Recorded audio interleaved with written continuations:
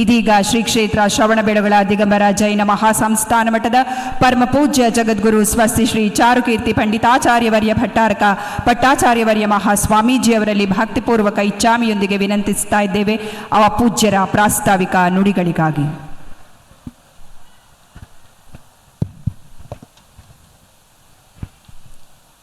ಓಂ ನಮಃ ಸಿದ್ಧೇಭ್ಯಃ ಶ್ರೀ ವೀತರಾಗಾಯ ನಮಃ ಶ್ರೀ ಗೊಮ್ಮಟೇಶ್ವರ ಬಾಹುಬಲಿ ಜಿನೇಂದ್ರಾಯ ನಮಃ. ವೇದಿಕೆ ಮೇಲೆ ದಿವ್ಯ ಸಾನ್ನಿಧ್ಯವನ್ನು ವಹಿಸಿದಂತಹ ಸಮಸ್ತ ಆಚಾರ್ಯ ಉಪಾಧ್ಯಾಯ ಸರ್ವಸಾಧುಗಳಿಗೆ ಮಾತಾಜಿ ವೃಂದಕ್ಕೆ ನಮೋಸ್ತು ವಂದಾಮಿಗಳನ್ನು ಸಲ್ಲಿಸುತ್ತಾ, ವೇದಿಕೆ ಮೇಲೆ ಈ ಕಾರ್ಯಕ್ರಮವನ್ನು ಉದ್ಘಾಟಿಸೋದಕ್ಕೆ ಆಗಮಿಸಿರುವಂತಹ ದೇಶದ ಎರಡನೆಯ ಪ್ರಜೆಯಾದಂತಹ ಗೌರವಾನ್ವಿತ ಉಪರಾಷ್ಟ್ರಪತಿಗಳಾದಂತಹ ಶ್ರೀ CP ರಾಧಾಕೃಷ್ಣನ್ರವರೇ, ಹಾಗೆ ಕರ್ನಾಟಕದ ರಾಜ್ಯಪಾಲರಾದಂತಹ ಗೌರವಾನ್ವಿತ ತಾವರ್ಚಂದ್ ಗೆಹ್ಲೋತ್ರವರೇ, ಹಾಗೆ ಕೇಂದ್ರ ಮಂತ್ರಿಗಳಾದಂತಹ ಹಾಸನದವರೇ ಆದಂತಹ ಕುಮಾರಸ್ವಾಮಿ ಅವರೇ, ಹಾಗೆ ವೇದಿಕೆ ಮೇಲೆ ಇರುವಂತಹ ಎಲ್ಲ ಗಣ್ಯರೇ, ಹಾಗೆ ಶ್ರೀ ಕ್ಷೇತ್ರ ಶ್ರವಣಬೆಳಗೊಳದ ಸದ್ಭಕ್ತರೇ, ಈ ದಿನ ನಾವೆಲ್ಲರೂ ಕೂಡ ಶ್ರೀ ಕ್ಷೇತ್ರ ಶ್ರವಣಬೆಳಗೊಳದಲ್ಲಿ ಒಂದು ಐತಿಹಾಸಿಕ ಕಾರ್ಯಕ್ರಮದ ಸಂದರ್ಭದಲ್ಲಿ ಉಪಸ್ಥಿತರಿದ್ದೇವೆ. ಶ್ರೀ ಕ್ಷೇತ್ರ ಶ್ರವಣಬೆಳಗೊಳಕ್ಕೆ ಸುಮಾರು 2500 ವರ್ಷಗಳ ನಂತರ 4ನೆಯ ಬೆಟ್ಟದ ಜೋಡಣೆ ಆಗ್ತಾ ಇರತಕ್ಕಂಥದ್ದು, ಉದ್ಘಾಟನೆ ಇರತಕ್ಕಂಥದ್ದು, ಹಾಗೆ ನಾಮಕರಣ ಆಗ್ತಾ ಇರತಕ್ಕಂಥದ್ದು.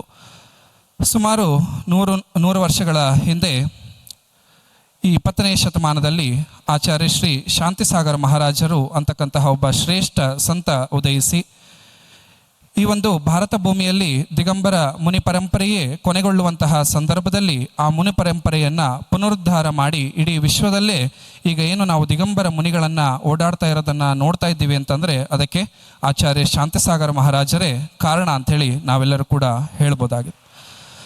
ಹಾಗೆ ಅಂತಹ ಒಂದು ಶ್ರೇಷ್ಠ ಆಚಾರ್ಯರು 1925ನೇ ಇಸವಿಯಲ್ಲಿ ಅಂತಂದರೆ ಈಗಿನ ಸರಿಯಾಗಿ 100 ವರ್ಷಗಳ ಹಿಂದೆ 1925ನೇ ಇಸವಿಯಲ್ಲಿ ಆಚಾರ್ಯ ಶಾಂತಿಸಾಗರ ಮಹಾರಾಜರು ಶ್ರೀ ಕ್ಷೇತ್ರ ಶ್ರವಣಬೆಳಗೊಳಕ್ಕೆ ಆಗಮಿಸಿ ಅಂದಿನ ಮಹಾಮಸ್ತಕ ಅಭಿಷೇಕದಲ್ಲಿ ದಿವ್ಯ ಸಾನ್ನಿಧ್ಯವನ್ನು ವಹಿಸಿ ಮಾರ್ಗದರ್ಶನವನ್ನು ನೀಡಿದಂತಹ ಒಂದು ಸವಿ ನೆನಪಿನಲ್ಲಿ ಈ 100 ವರ್ಷದ ನೆನಪಿಗೆ ಈ ಕಾರ್ಯಕ್ರಮವನ್ನು, ಇಂತಹ ಒಂದು ಬೃಹತ್ ಕಾರ್ಯಕ್ರಮವನ್ನು ಆಯೋಜನೆ ಮಾಡಲಾಗಿದೆ.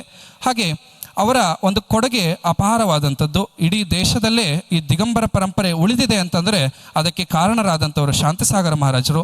ಅವರ ಒಂದು ಸ್ಮರಣೆ, ಅವರ ಒಂದು ಗೌರವಾರ್ಥವಾಗಿ ಶ್ರೀ ಕ್ಷೇತ್ರ ಶ್ರವಣಬೆಳಗೊಳದಲ್ಲಿ ಸಾವಿರಾರು ವರ್ಷ ಅವರ ಹೆಸರು ಉಳಿಬೇಕು ಅನ್ನುವಂತಹ ಒಂದು ಉದ್ದೇಶದಿಂದ ಶ್ರವಣಬೆಳಗೊಳದ 4ನೆಯ ಬೆಟ್ಟದ ಮೇಲೆ ಅವರ ಒಂದು 10 ಅಡಿ ಪ್ರತಿಮೆಯನ್ನು ಸ್ಥಾಪಿಸಿ, ಹಾಗೆ ಅವರ ಗೌರವಾರ್ಥವಾಗಿ ಒಂದು ಆ ಬೆಟ್ಟಕ್ಕೆ ಅವರ ಹೆಸರನ್ನೇ ನಾಮಕರಣ ಮಾಡಬೇಕು ಅಂಥೇಳಿ ಈ ಕಾರ್ಯಕ್ರಮವನ್ನು ಆಯೋಜಿಸಲಾಗಿದ್ದು, ಹೇಗೆ ಸುಮಾರು 2300 ವರ್ಷಗಳ ಹಿಂದೆ ಸಾಮ್ರಾಟ್ ಚಂದ್ರಗುಪ್ತ ಮೌರ್ಯರ ಸಮಾಧಿ ಏನು ನಮ್ಮ ಚಿಕ್ಕ ಬೆಟ್ಟದಲ್ಲಿ ಆಗಿದೆ, ಅದರ ಗೌರವಾರ್ಥವಾಗಿ ಆ ಚಿಕ್ಕ ಬೆಟ್ಟಕ್ಕೆ ಚಂದ್ರಗುಪ್ತ ಮೌರ್ಯರ ಗೌರವಾರ್ಥವಾಗಿ ಆ ಚಿಕ್ಕ ಬೆಟ್ಟಕ್ಕೆ ಚಂದ್ರಗಿರಿ ಅಂಥೇಳಿ ನಾಮಾಂಕಿತವನ್ನು ಮಾಡಲಾಗಿದೆ. ಅದೇ ರೀತಿಯಾಗಿ ಈ ಒಂದು 4ನೆಯ ಬೆಟ್ಟದಲ್ಲಿ ಶಾಂತಿಸಾಗರ ಮಹಾರಾಜರ ಗೌರವಾರ್ಥವಾಗಿ ಶಾಂತಿಸಾಗರ ಮಹಾರಾಜರನ್ನು ಈಗ ನಮ್ಮ ದೇಶದ 2ನೇ ಪ್ರಜೆ ಆದಂತಹ ಗೌರವಾನ್ವಿತ ಮಹಾಮಹಿಮ ನಮ್ಮ ಉಪರಾಷ್ಟ್ರಪತಿಗಳಾದಂತಹ ರಾಧಾಕೃಷ್ಣನ್ರವರು ಈ ಕಾರ್ಯಕ್ರಮವನ್ನು, ಹಾಗೆ ಆ ಬೆಟ್ಟದ ಉದ್ಘಾಟನೆಯನ್ನು, ಹಾಗೆ ಆ ಬೆಟ್ಟಕ್ಕೆ ನಾಮಕರಣವನ್ನು, ಹಾಗೆ ಆ ಮೂರ್ತಿಯ ಉದ್ಘಾಟನೆಯನ್ನು ಈ ಸಂದರ್ಭದಲ್ಲಿ ಮಾಡಲಿದ್ದಾರೆ.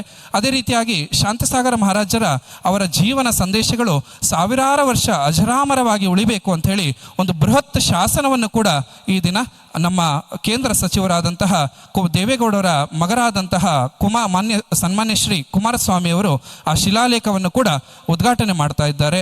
ಅದೇ ರೀತಿಯಾಗಿ ಶಾಂತಿಸಾಗರ ಮಹಾರಾಜರು ಶ್ರವಣಬೆಳಗೊಳಕ್ಕೆ ಆಗಮಿಸಿ 100 ವರ್ಷದ ಸವಿ ನೆನಪಿಗೆ ಶಾಂತಿಸಾಗರ ಮಹಾರಾಜರ 7 ಇಂಚಿನ 100 ಪ್ರತಿಮೆಗಳನ್ನು ಮಾಡಿ ಕರ್ನಾಟಕ ಮತ್ತು ಮಹಾರಾಷ್ಟ್ರದಾದ್ಯಂತ ಆ ಮೂರ್ತಿಗಳನ್ನು ವಿತರಿಸುವಂತಹ ಕಾರ್ಯವೂ ಕೂಡ ಈ ದಿನ ನೆರವೇರ್ತಾ ಇದೆ. ಎಲ್ಲ ಕಾರ್ಯಕ್ರಮಗಳು ಕೂಡ ನಮ್ಮ ದೇಶದ ಉಪರಾಷ್ಟ್ರಪತಿಗಳ ಒಂದು ಘನ ಉಪಸ್ಥಿತಿಯಲ್ಲಿ ಎಲ್ಲ ಕಾರ್ಯಕ್ರಮಗಳು ನೆರವೇರ್ತಾ ಇದೆ. ಹಾಗೆ ಈ ಒಂದು ಶ್ರೇಷ್ಠ ಸಂದರ್ಭದಲ್ಲಿ ನಾವೆಲ್ಲರೂ ಕೂಡ ಕೂಡಿರ್ತಕ್ಕಂಥದ್ದು.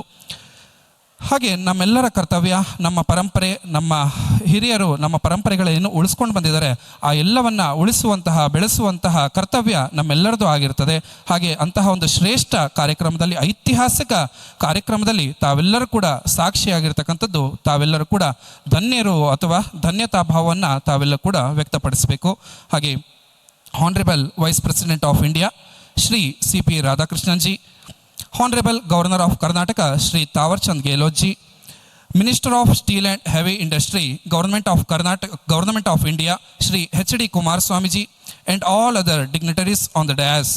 Today we are witness to a historical moment in the history of Shravanabelgola. When we get back to the history of Shravanabelgola, the emperor who dreamed Akhanda Bharata and achieved the formation of a great Mauryan empire came under the influence of Acharya Bhadrabahu Swami. Both of them took Salekana and left heavenly from Chikkabetta Shravanabelgola, which is considered as a gateway to attain moksha. The hill is named after Chandragupta as Chandragiri.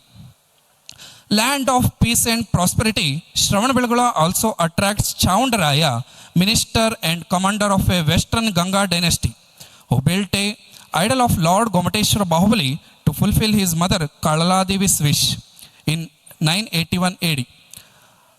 Idol of Lord Bahubali stands testimony to the devotion, respect and reverence of a worthy son in fulfilling the wish of a great mother.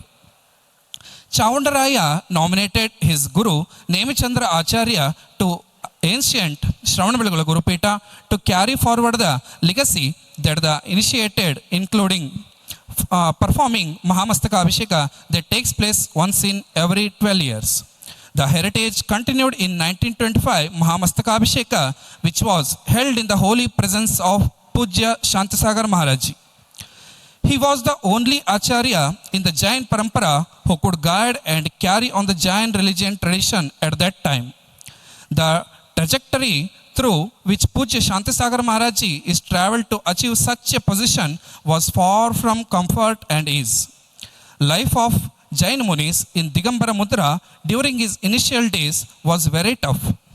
This was because of apathy of the then British government and hostile attitude of some section of society. To educate and enlighten the government and all those who were hostile, Param Pujya Shantisagar Maharaj ji went on fast many times, including once in front of a red fort in New Delhi. To revive the tradition and renew the faith in Jainism, altogether he observed fast for 9,908 days in whole life. He journeyed across the country and brought to light the significance, sanctity and spiritual power of Digambara Mudra. In 1044 years ago, in Shravanabelgola, so far we had 3 hills. First one is Vindagiri, on the top of which world famous monolithic statue of Lord Gomateshwara Bahubali is carved.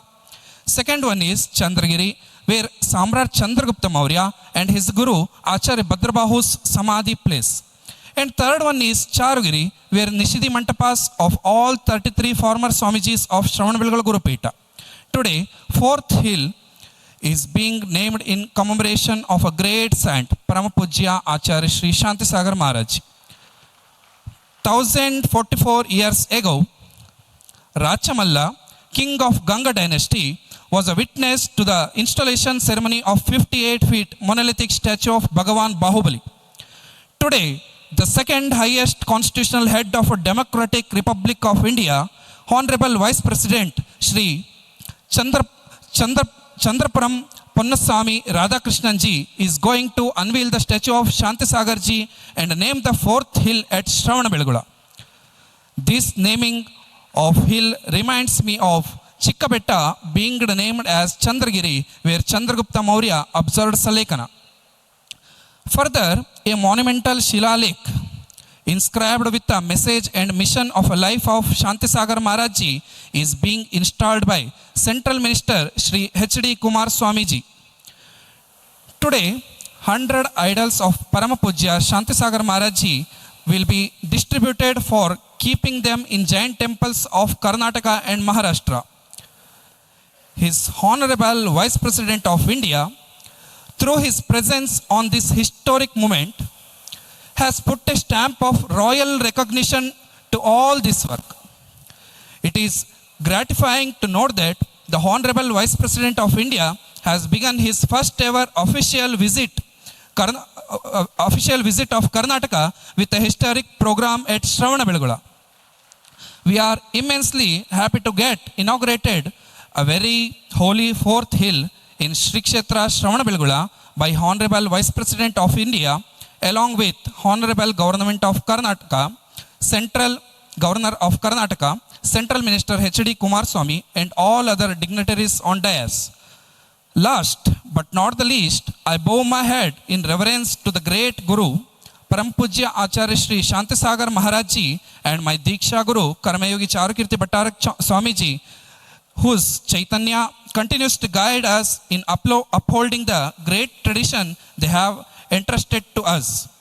I pray the Lord Bahubali to bless Honorable Vice President of India, Shri Radhakrishnan Ji, so that he serves this great nation very well and contribute to evolve it as the Vikasit Bharat who will become Vishwaguru again. Om Namah.